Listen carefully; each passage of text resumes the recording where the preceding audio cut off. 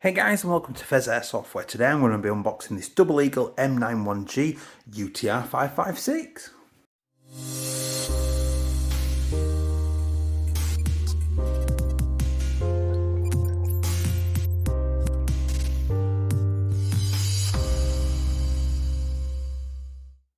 Hey guys, and welcome back. If you do enjoy this content today, please do consider liking, commenting and subscribing, because those interactions help me get seen by the YouTube algorithms. That helps the channel grow, and that really does me a lot of favours. If you want to support the channel a little bit more, channel memberships are now available, 99p a month. Use the join button down below. You get your own custom giveaways, your own chat area in my Discord, and bloopers and custom videos. Really appreciate it if you do it, but totally optional. And please make use of the Linktree link down below in the description that will take you to all of my socials, including my Discord and my Pheas merch shop as well, which I've now launched, that sells hoodies, t-shirts, a beanie, patches, gun tags and all that kind of stuff. Go check it out and see what we've got on there, and it ships all over the world. So we've got the UTR556 from Double Eagle, and this is, I think, pretty much their only AEG that I haven't unboxed yet. So massive thanks and shout out to Mike, who has let me have his little baby to unbox and put through its paces. I am certainly excited to see what this can do and what it's like. So we specifically bought the black one. This is the M916G model, and it's the one with the nylon front end to keep things lighter. So we've just got the few standard stickers, a fairly decent box. I think it's different to every other box I've ever had from them. Just a few basic bits and pieces, nothing too fancy. So this one is one of the end opening boxes. If you were interested in their social medias, there is at Double E Airsoft, and then at DE Airsoft and DEAirsoft.com as well if you wanted their social media. So this is a slide open box then. So we'll just pop that out there. We will, it's well wedged in there. Slide this out. Get the up out of the way. Nice, is it closed cell foam, keeping it nice and safe like their other stuff. Get that out of the way. There she is. Now that is a damn fine looking piece of kit. Before we get this out, let's have a quick flick through the other bits and pieces. So we've got a cleaning rod there.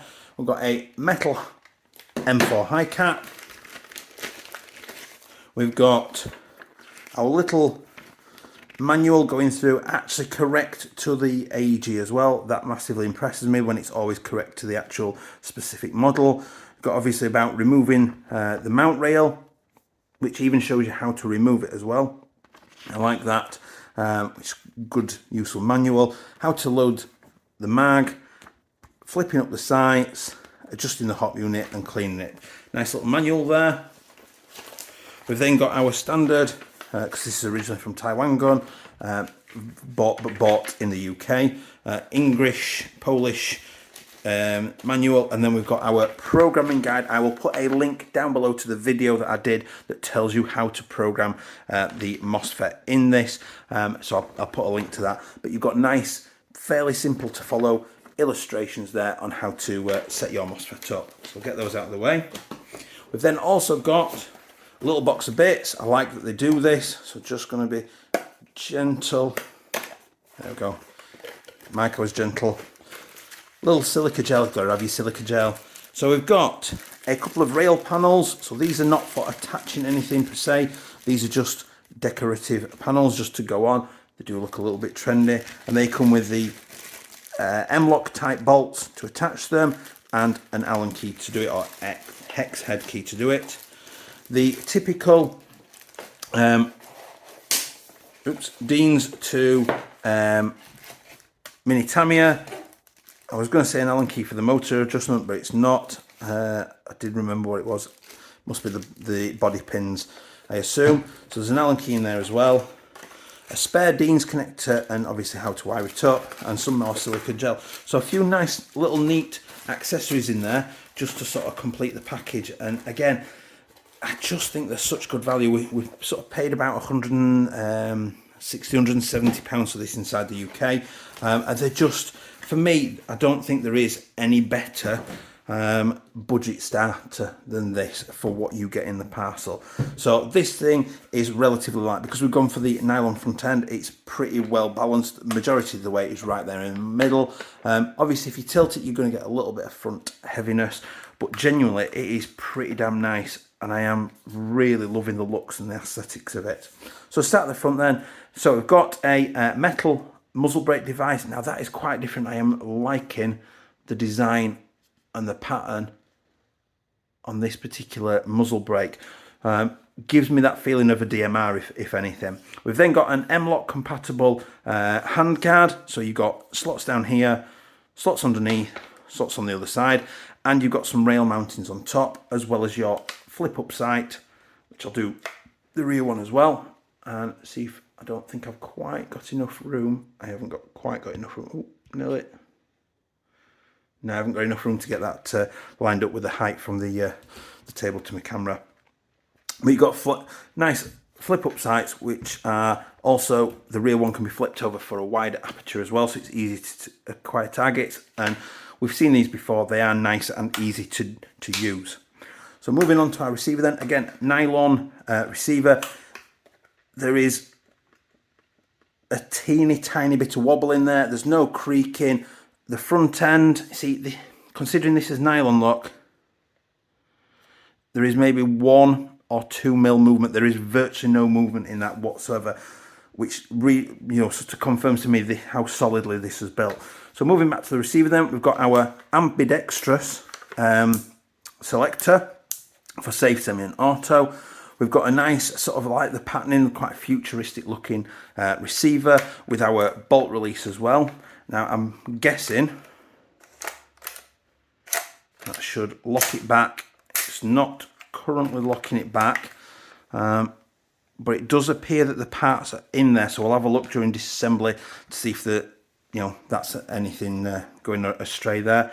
Moving to the trigger, we've got this nice sort of straight trigger with the sort of pointing lip coming off the end of it there. Nice, comfortable. No sharp edges, which we sometimes get on the AR types as well, so you're not going to catch your fingers. Everything's nicely rounded corners. There's no sharp bits whatsoever. The trigger guard is moulded into the receiver, so obviously this is not something that can be replaced. This is sort of integral to the receiver itself, but really nice and comfortable. Loads of room to get your fingers in there for gloves. We've then got the pistol grip. Again, similar to what we've seen DE use before, really nice and comfortable. Nice stippling on there to make it easy to grab, and when they do the glove test, that is going to be beautiful to hold. So I'm really happy with that. Motor plate on the bottom for adjusting the motor. I love it when they put these big, beefy flat head screws in there. Just makes it so easy.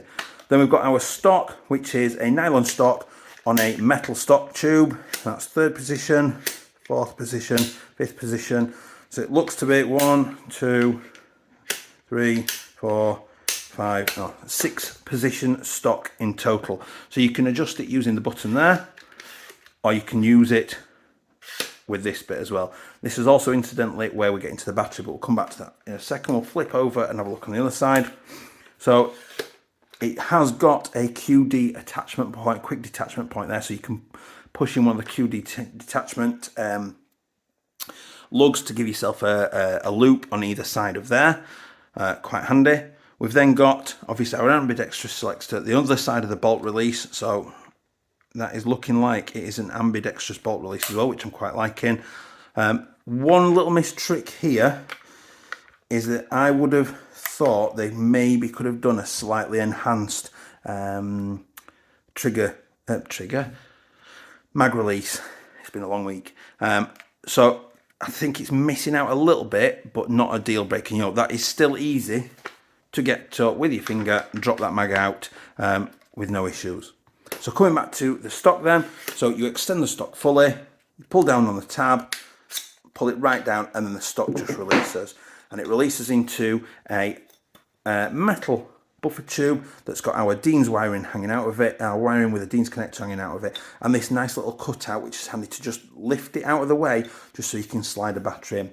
Now that is a pretty tight cramped space in there, so what I'll do is after I have been and doing the chrono, the range, shooting everything, we'll come back and we will have a look at the batteries that I can get to fit in there with the stock going on to various positions. So back in a second.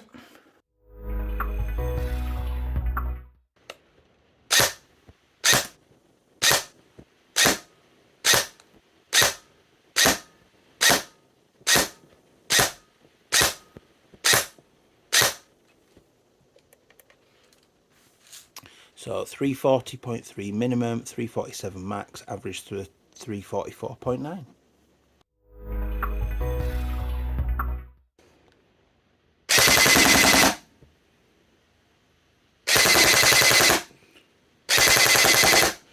About just short of 11 rounds a second.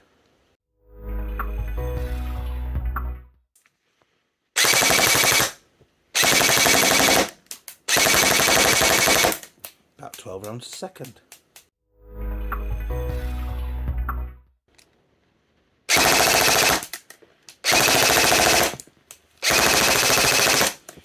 Just short of 14 rounds a second.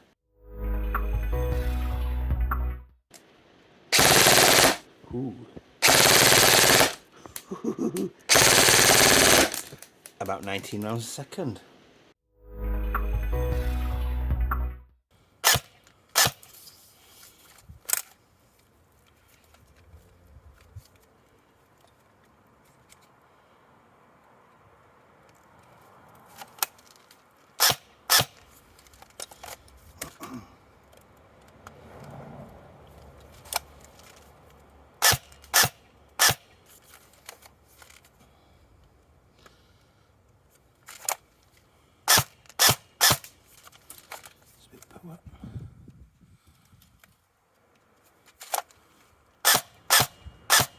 There we go.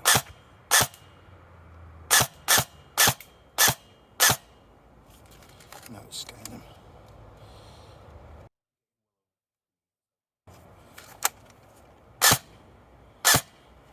Scanning them a little bit.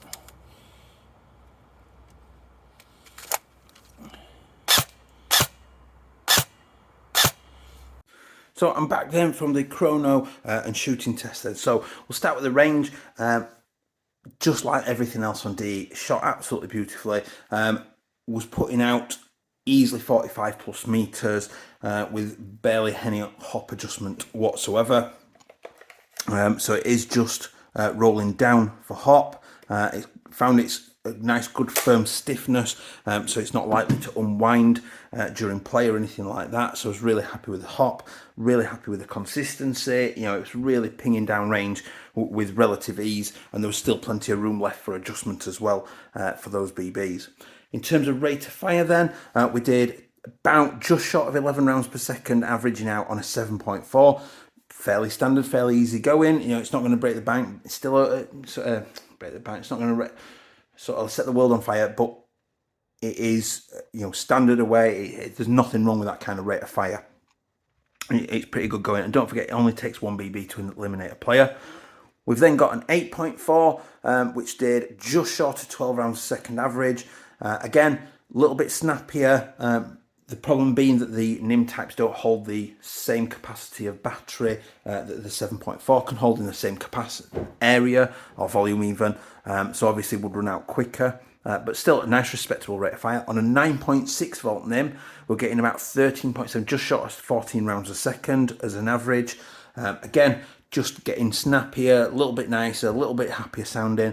The 11.1 is where these always come into their own and really sort of come alive. So getting just short of sort of 19 rounds per second as an average, and it just comes alive. Now, I'm sure I'll get, you know, to preempt getting the comments of, can I run it in 11.1? Yes, you can. Quite a few people on my Discord now run various DEs with the Falcon control system, and they've been running 11.1s for quite some time with little to no issues whatsoever. So absolutely, yes, you can run an 11.1 in those. So I'm pretty happy with how it performs, and it's in line with the other DE stuff, which I'm really, really happy with. I cannot rave enough about what DE are doing.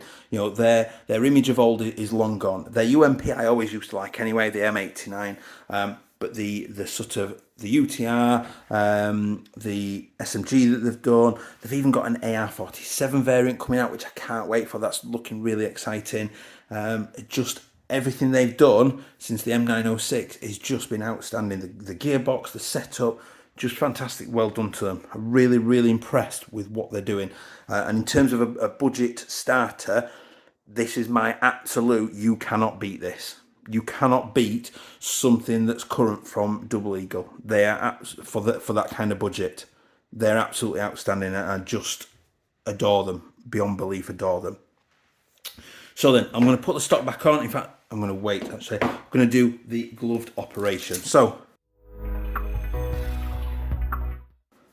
got my gloves. Thanks to Laurent on my Discord for suggesting this, and I'm always open to suggestions, and where I can make them happen, I will definitely do them. Longer term, I'm looking at getting a better range set up somewhere where I've got sort of range targets I can film, sort of accuracy and things like that over different distances. So for now, we'll obviously make do with just a general estimation of the range. The accuracy, I know from personal use, is very good as well, very, very good. And they benefit from a Maple Leaf MR hot rubber immensely, the latest version of those, and an Omega nub. So, in terms of this then, AR platform, I can definitely put the sight up and adjust the front sight with absolute ease. I can easily put the rear sight up and adjust it with complete ease. I can hold the front handguard, I'm not sure why I'm rubbing it, that looks a bit weird, with complete ease and comfort. There is no sharp edges on there. It is lovely and well cast with nice rounded off corners. I can operate the mag release very easily, absolutely no problems at all. Charging handle, absolutely easily. Now let's have a look at the hop unit then. So it's down for hop. Do you know what, I'm even going to say, not only can I adjust it, I've actually got a really good feeling for how much hop I'm putting on as well. So it's not going to be as accurate as doing it without, but I can definitely adjust that without any issues with my gloves on. The selector, easily done from both sides without any issues whatsoever. I'm happy with that. The stock then, getting a battery in, chuck the battery in, I can quite happily sit and do that stock all day long, and I can remove it again to get that in. Mag goes in easily, locks in, comes back out, absolutely perfect. I'm happy with that. In their particular mag, yes, we can get it open and closed again, and we can wind it up. In terms of mag compatibility then, I am aware that Battle Axe mags do fit and feed. And feed lovely. I've used a couple of SEMA mags in various ones, and they fit and feed, including in this one as part of the chronoing tests. So yeah, I've got a bit of a variety, so should be compatible with most types of airsoft mags that you want to put in with it. Obviously, don't forget, trying to remember sometimes with mags, to fill and use this mag if you are a first time, if you're not used to this. So this is a high capacity mag. What that means is that you open the magazine up, open this hatch, literally just clicks open, and you pour your BBs in there, which means it's got a higher capacity than other mag types. You close the mag up and you use the winding wheel on the bottom, making sure to keep it more or less vertical up with this pointing up, and you will see that the BBs will come feed down, round, and come up to this top here. You should see them. Now you're going to keep winding that wheel and you will eventually get a clicking noise. I will put a link down below to the magazine video that I did for magazine types and the sounds to listen out for. But you're just going to keep winding it. While you're playing the game, let off a few rounds, wind the mag back up. The worst thing you want to do is jump out or get out the jump on somebody, pull that trigger and your gun's making all the right noises, but there's nothing coming out because you didn't wind this mag. So keep that in mind for that. So all that really remains is the batteries and then my final conclusions. So this stock tube then, I've got my typical 7.4 volt lipo that I use for the chrono test. That will, he says in theory, fit down that stock tube and it will wire up. Now what this is going to leave me in a position is that I can get the stock on, but I'm not going to be able to fully collapse the stock. I'm only going to be able to put it down part way. Otherwise, I'm going to crush those wires. Excuse me. So that will fit, but you will have to have the stock extended. Now, for somebody like me, I like having the stock fully collapsed. I've got a 7.4 volt 1200 there that is very long and thin, and as you can see, that just sticks out the end. You've got a good couple of inches sticking out the end there. Again, if you don't mind having your stock, I'm not even convinced the stock will get on based on how deep the fix point is to sit there. You might just get that on there, but your stock's going to be pretty much fully extended. So that one's no good. I've then got a 1200 8 fields, very short one. That will easily fit inside and should more or less have enough room for the wiring and connector to go in. Maybe just sit one notch out, which I can live with. And then last but not least, I've got a short stubby 11.1 1100 Nuprol, which will quite happily go all the way in and has enough room for me to put the wiring in as well out of the way, so that I can have the stock, making a meal of this, I can have the stock fully collapsed as well if I wanted it to be. So you need to look for quite short, quite thin lipos to go into that stock tube. And lipos are generally what you should be using in this. And I think DE basically say use lipos with it. You're not going to get a NIM particularly in there. The alternative you could do is swap this to a crane stock, the one where you get the batteries down either side. That way then you've got much bigger capacity to get pretty much anything that you could want to do. So sort of the summary then, I am really impressed once again that DE are absolutely just smashing it at the minute in the world of airsoft. The stuff they're producing, the quality of it, the looks of it, just absolutely, in that price range, is absolutely unparalleled. It is beyond belief how good a quality these are, and I can't believe more people are not raving about how good they actually are. Just phenomenal pieces of kit. So 45 plus meter range, excellent. Great rates of fire. I would definitely look to be running on an 11.1 for that sort of really nice snappy single shot and good rate of fire on full auto. Just fantastic pieces of kit that I am sure people will be thoroughly happy with. On the recommendations that I've been making about this, Mr. OT, who is linked on the homepage of my channel, also bought the UTG, the sort of UMP type that they do, and he absolutely adored it as well. And everybody I know that's got one just absolutely raves about them, so people will not be disappointed. So I will leave the usual photos at the end for you to have a peruse with it all dressed up. Other than that, I will see you next time for the disassembly. See you guys, bye.